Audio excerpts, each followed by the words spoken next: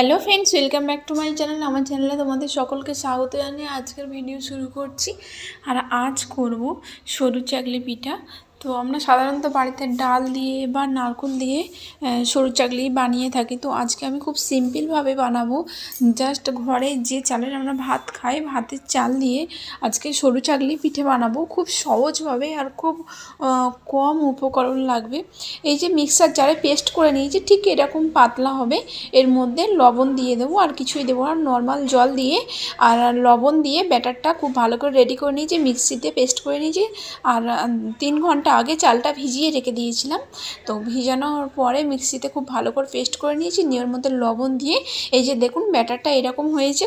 খুব মানে ঘন নয় আর খুব পাতলা নয়, মানে মিডিয়াম একটা মানে ব্যাটার রেডি করে নিয়েছি। আর এখানে একটা কলা গাছের এরকম একটা ডাঁটি নিয়ে নিয়েছি, নিয়ে হাত দিয়ে এরকম করে নিলাম, কারণ এটা কড়ার তেলের মধ্যে এইভাবে ব্রাশ করে নেবো। বেশি তেল দিতে লাগবে না, অল্প সামান্য পরিমাণে জাস্ট তেলটা নিয়ে এইভাবে বুলিয়ে দেওয়া। বেশি তেল দিতে লাগে না এই পিঠেটা, আর খুব সুন্দর খেতে হয়। তো চলুন শুরু করে দিই। এবারে কড়া গরম হয়ে গেছে, এবার ওর মধ্যে ব্যাটারটা দিয়ে দিচ্ছি 2 চামচ। ব্যাটারটা 2 চামচ দিয়ে এবারে কড়াইটা ধরে চারিদিকটা এইভাবে ঘুরিয়ে দেব গোল করে, যাতে ব্যাটারটা চারিদিকে হয়ে যায়। আর কড়াতে করা এইটাই সুবিধা, কারণ পিঠেটা খুব সুন্দরভাবে চারিদিকে মানে ব্যাটারটা ঘোরানো যাবে। তাহলে তোমার বা অন্য কোনো জিনিস দিয়ে পিঠেটাকে মানে বড় করতে হবে না, এরকমভাবে খুব সুবিধা ও কড়াতে বানালে। এবারে একটা ঢাকনা চাপা দিয়ে দেবো কিছুক্ষণের জন্যে। এই যে এইভাবে ঢাকনা চাপা দিয়ে দিচ্ছি কিছুক্ষণের জন্য, তারপরে ঢাকনা খুলে নেব। এই যে এখানে ঢাকনাটা খুলে নিচ্ছি, পিঠেটা হয়ে এসছে। এবারে পিঠেটাকে দেখুন কত সুন্দর হয়েছে। এবারে সাইড দিয়ে একটু করে সাইড দিয়ে এরকমভাবে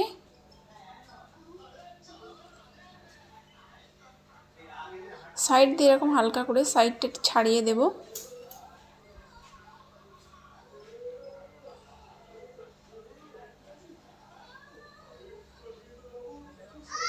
এই যে এইভাবে উল্টে দেব।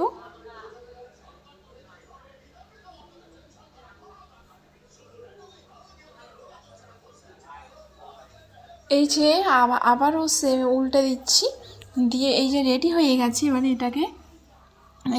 এটাকে তুলে নেবো। দেখো কত সুন্দর রেডি হয়ে গেছে, দেখছো কত সুন্দর। আর এই পিঠেটা শীতকালে গুড় দিয়ে খেতে কিন্তু খুব সুন্দর লাগে আর খুব ভালো লাগে, আর খুব সহজ একটা রেসিপি। আর তোমরা একবার হলেও বাড়িতে ট্রাই করো, মানে খুব সহজভাবে। আর উনুনটা কিন্তু একদম লো করে রাখতে হবে, কারণ হাই হিট বা মিডিয়াম হিটে দিলে কিন্তু পিঠেটা পুড়ে যাওয়ার সম্ভাবনা আছে। তো লো হিটে রাখবেন, লো হিটে রাখলে দেখবেন পিঠেটা খুব সুন্দর হচ্ছে। মিডিয়াম টু লো, হালকা মিডিয়াম টু লো এইভাবে উনুনের আঁচটা রাখতে হবে। আবারও সেমভাবে পিঠে ভেজে নেব। আর এই পিঠেটা আবার ঢাকনা চাপা দিয়ে দেব।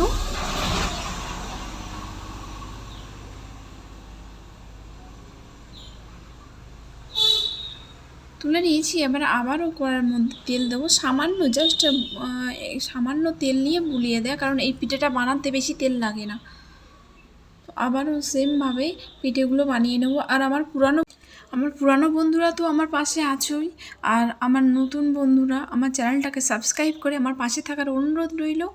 আর ভিডিওটা কেমন লাগলো বন্ধুরা কমেন্টে জানাবেন। যদি ভালো লেগে থাকে তাহলে একটা লাইক করবেন আর শেয়ার করবেন। আর আমার চ্যানেলে প্রত্যেক দিন নতুন নতুন রেসিপি দেখতে হলে আমার চ্যানেলটাকে সাবস্ক্রাইব করতে হবে। আর এটা একবার হলেও বাড়িতে ট্রাই করো, কারণ খুব সহজ একটা রেসিপি। আর এই শীতের দিনে মানে গুড় দিয়ে খেতে তো খুবই সুন্দর লাগে। তো তোমরা ট্রাই করো বাড়িতে। আর গ্যাসের উনুনটা মিডিয়াম টু লো রাখবে, তাহলে দেখবে খুব সুন্দরভাবে পিঠেগুলো বানিয়ে নিতে পারছেন।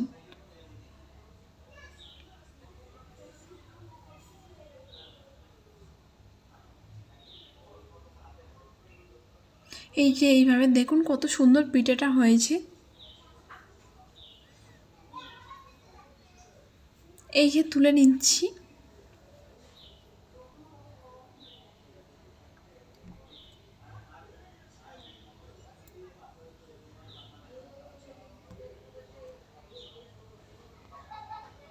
সেমভাবে সবগুলো পিঠে ভেজে নেব।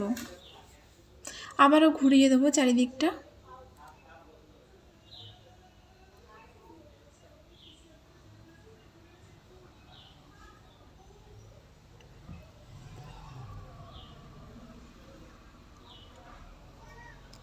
আবারও সেমভাবে তুলে নিলাম। এই যে এখানে রেডি হয়ে গেছে সরু চাকলি পিঠা আর খেজুরের গুড়। ভালো থাকবেন, সুস্থ থাকবেন, সাবধানে থাকবেন। আবারও কোনো একদিন নতুন রেসিপি নিয়ে তোমাদের সামনে হাজির হব। আর যদি ভিডিওটা ভালো লাগে তাহলে প্লিজ সাবস্ক্রাইব করবেন।